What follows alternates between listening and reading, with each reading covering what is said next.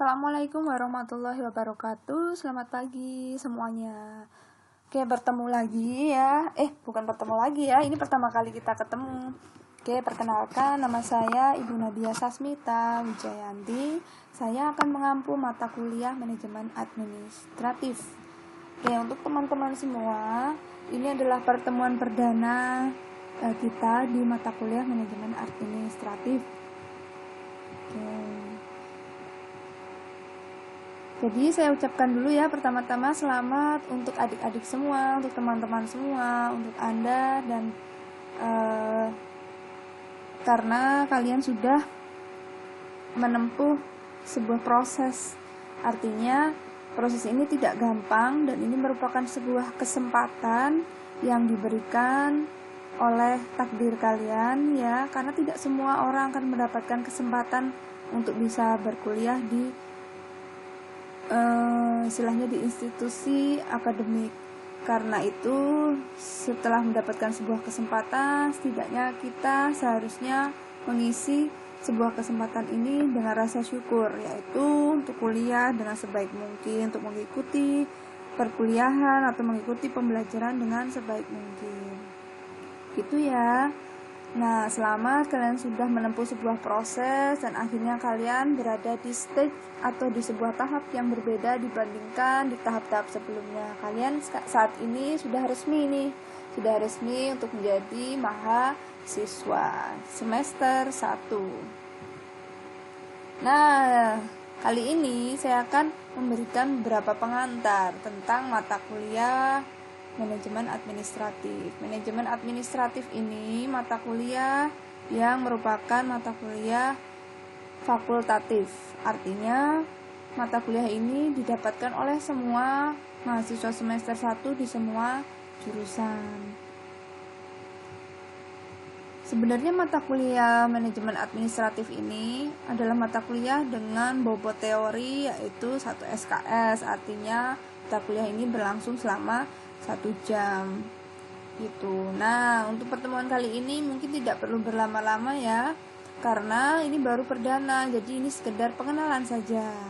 Seharusnya untuk pertemuan perdana kita akan menggunakan Google Meet, dan untuk pertemuan berikutnya di selama 1 semester saya menyarankan untuk menggunakan Google Meet dan Google Classroom. Jadi untuk 1 semester tidak setiap minggu ya kita live dengan Google Meet.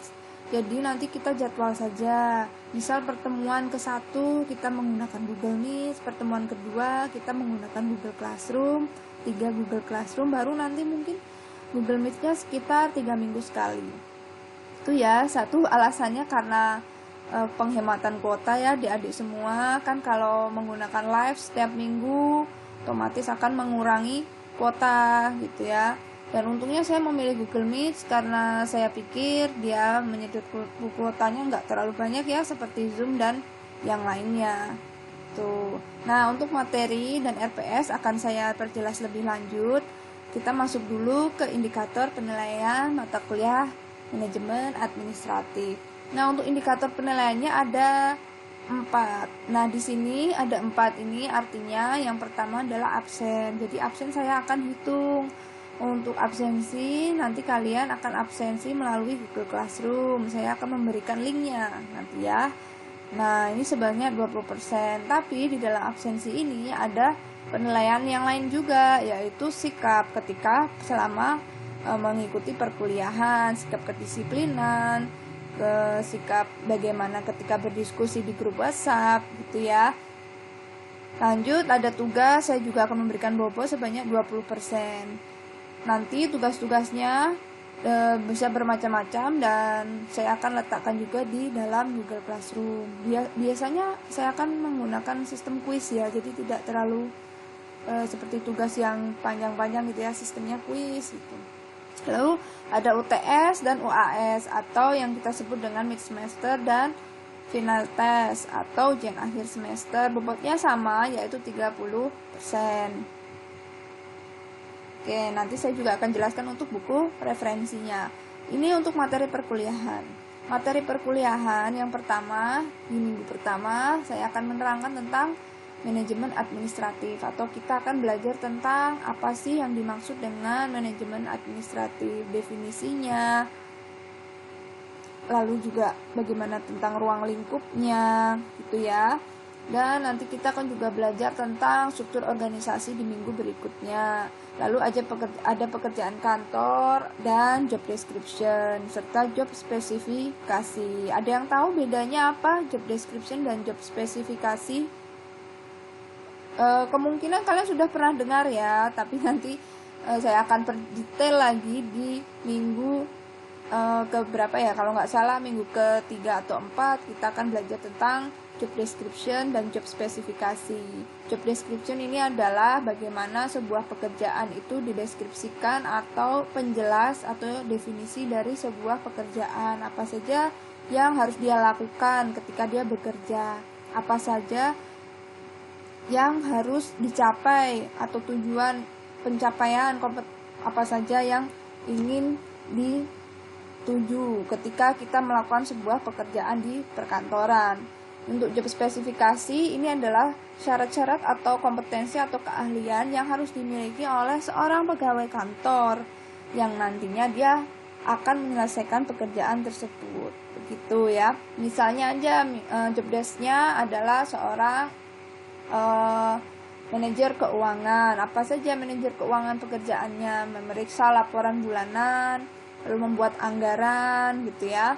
Dan job spec-nya apa? Sebagai seorang manajer keuangan harus bisa apa saja? Harus bisa memimpin bawahannya, harus memiliki sifat leader. Jadi dia harus punya karakter gitu ya, karakter sebagai seorang pemimpin. Kedua, dia harus bisa menguasai apa saja yang berkaitan dengan keuangan. Kalau sebagai manajer keuangan, berarti setidaknya dia bisa berapa aplikasi nih yang harus dikuasai ya untuk di bidang keuangan seperti Mayop begitu. Jadi job spec ini adalah skill atau kemampuan yang harus dimiliki oleh orang tersebut agar bisa melaksanakan deskripsi atau pekerjaan dan tugas-tugasnya gitu ya. Itu aja sekilas info. Lalu nanti kita juga di meeting berikutnya belajar tentang sistem dan prosedur perkantoran. Dan berikutnya juga kita akan belajar praktek produk, apa saja produk perkantoran modern itu. Produk perkantoran modern itu misalnya adalah laporan-laporan ya, laporan bulanan, laporan harian, laporan keuangan, lalu ada juga nota, lalu ada juga MOU, ada juga yang berkaitan dengan surat-surat atau hal-hal yang berkaitan dengan persuratan gitu ya. Itu yang disebut dengan produk perkantoran. Nah, biasanya salah satu produk perkantoran itu bentuk kegiatannya adalah korespondensi atau surat menyurat. Misalnya membuat surat penawaran, surat permintaan barang, lalu juga surat tagihan dan sebagainya. Dan dari semua surat-surat tersebut atau dari semua administrasi yang dilakukan di kantor itu perlu dilakukan sebuah penataan. Nah, penataan ini yang kita sebut dengan kearsipan atau record management.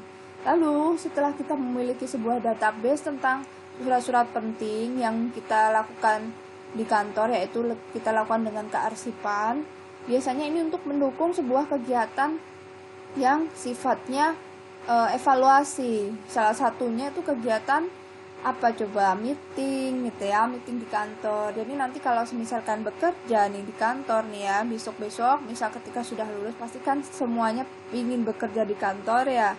Nah, itu tidak menutup kemungkinan kita pasti mengikuti sebuah rapat gitu. Nah, rapat ini juga tidak akan bisa berjalan tanpa adanya sebuah data ini yang tadi yang kita arsipkan gitu ya. Misalnya kita ingin rapat tentang evaluasi laporan bulanan, mana saja produk yang laku keras dan mana saja produk yang tidak terlalu laku di pasaran. Itu pasti berdasarkan laporan, berdasarkan data. Nah, kita harus memiliki arsip yang baik agar rapat di kantor itu juga berjalan dengan baik.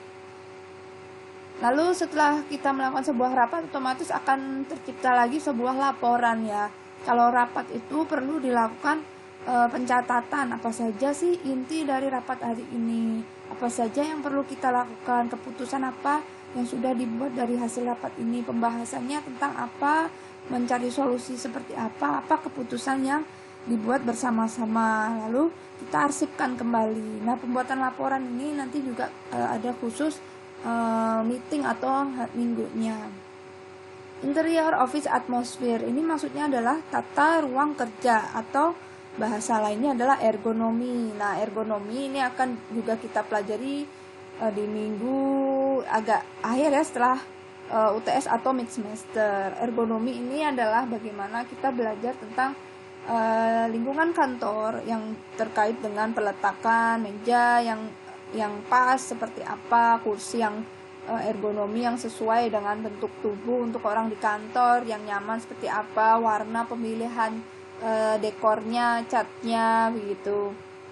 Lalu yang terakhir nih, meeting yang paling terakhir sebelum kita final test, yaitu belajar tentang AI dan IT for Modern Office. Ya, di sini kita juga akan mempelajari sedikit lah ya, sekitar berapa ya, mungkin nanti kita belajarnya tidak terlalu mendetail karena ini sangat mendalam sebenarnya kalau ingin dipelajarin. Jadi AI ini adalah Artificial Intelligence atau kecerdasan buatan, dan Information Technology for Modern Office. Nanti saya akan tunjukkan seperti apa sih perkantoran modern yang saat ini sudah berkembang jauh sekali ya.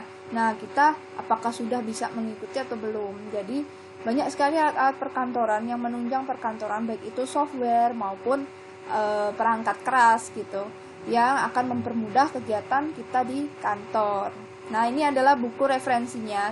Saya menggunakan buku referensi dari Badri Munur Sikoco tahun 2007 tentang manajemen administrasi perkantoran modern.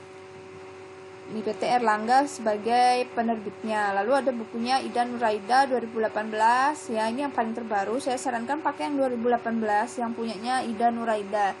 Dan di sini judulnya adalah Manajemen Administrasi Perkantoran, edisi revisi, penerbitnya PT Canisius. PT Canisius itu dekat di sini di utaranya Fakultas Teknik.